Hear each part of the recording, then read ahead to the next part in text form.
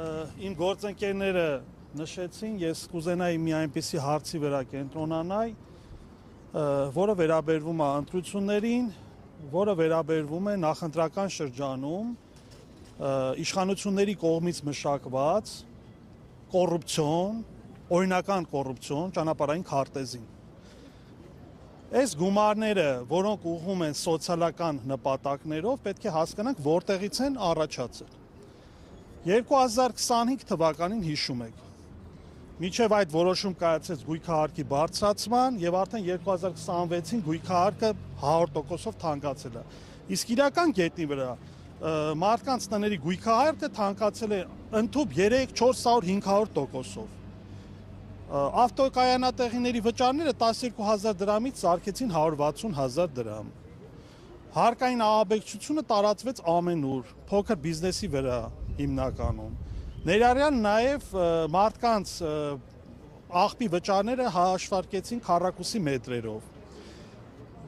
Եվ ստացվում է այնպես, որ իշխանությունները նախապես պլանավորել էին բյուջեում ապահովել հսկայական մուտքեր, որովհետև 2026 թվականի նախընտրական շրջանը եւ պետք է իրականացնեին ամբողջահաճո որոշումներ, որոնց տակ պետք չի իրական կամ տրամաբանական հիմք փնտրել։ Միաժամանակ նաև ուզում եմ նշել առողջապահության ոլորտում այդ պարտադիր ապահովագրության ծրագրի ներդրման հետ կապված, որը նույնպես առանց պիլոտային ծրագրի իրենք իրականացրեցին եւ Թավշյա այդ հեղափոխականները սկսեցին թմկահարել, որ Հայաստանի երրորդ հանրապետությունում առաջին անգամ կենսաթոշակառուն ստանում է 4 միլիոն դրամի ապահովագրություն։ Այս բոլոր քայլերը իրենք անում են նախընտրական քարոզչության նպատակով եւ եկեք նաեւ նայենք մյուս կողմը։ Ինչ պայմաններ է ձևավորվել ընդդիմության համար։ Այսօր եթե դուք փորձեք մարտի 8-ին այցելել ձեր հարազատ դպրոցի տնօրենին կամ դպրոցի հարազատ տնօրենին, փորձեք ծաղկեփունջ տալ կամ մի այլ նվեր, դա միանշանակ բանը որակվում է որպես կոռուպցիոն գործողություն։ Այսինքն ընտրական այս process-ում այնպիսի նորմեր են ընդունել, որ փաստացի ստացվում է, որ ցանկացած քայլ ընդդիմության կողմից որակվելու է որպես կոռուպցիոն գործողություն։ Բայց այն հանգամանքը, որ իրենք տասնյակ եւ հարյուրավոր միլիարդներ նախատեսում են բնակչությանը տրամադրել ընդհանուր միջև ընտրությունների վերջ, հստակ երևա, որ իրանք հաշվարկ չունեն։ Իրանց թվում է Հայաստանի երրորդ հանրապետությունը հունիսի 8-ից հետո գոյություն չի ունենալու։ Եվ այս ժամանակահատվածում նայեք ինչ են անում։ Ստեղծում են մի հատ հսկայական ճեղք պետական բյուջեում, դա նաև վերաբերում է հիմնականում ապահովագրությանը, պարտադիր առողջապահության, որ ոչ մի հստակ հաշվարկ չկա, դուք կարող եք ինքներդ հաշվել, եթե կես միլիոն մարդ փորձի օրինակ 4 միլիոն դրամի ապահովագրություն ստանալ 3 ամսում, պետական բյուջեից ոչ մի բան չի մնալու։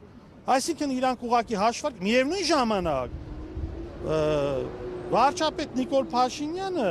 ասում է, որ խնդրում է թոշակառուներին հանգարց չվազեք միանգամից պոլիկլինիկաներ եւ հիվանդանոցներ եւ ստանաք ապահովագրություն, որովհետեւ իրանք գիտեն, որ իրանց որոշումը, որը որ ընդունել են, ընդհանրեն նպատակ ունի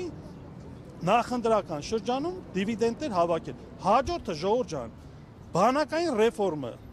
շատ գեղեցիկ մատուցեցին, փաթաթավորեցին, որ խաղաղության ժամանակաշրջանը եւ բանակը սարքեցին 24 ամսից 18 ամիս։ Այս հարցում ես հստակ համոզված եմ, որ հունիսից հետո անկախ նրանից իրենք մնան թե չմնան, մեր զինվորի վրա սահմանում միջին ծանրաբեռնվածությունը այն աստիճանի է, եւ ստեղ մենք ընկերներ ունենք, որոնք ավելի մանրամասն այդ մասով կխոսեն, ես չեմ անդրադառնա, որ իրանց որոշումը նույնպես անհիմն է։ Եզրափակելով հանդերձ ասեմ, որ այս բոլոր օրենքներն ու որոշումները, որոնք իրենք իրականացրել են, եթե իրոք, ինչպես մեր պարոն Հակոբյանը նշեց,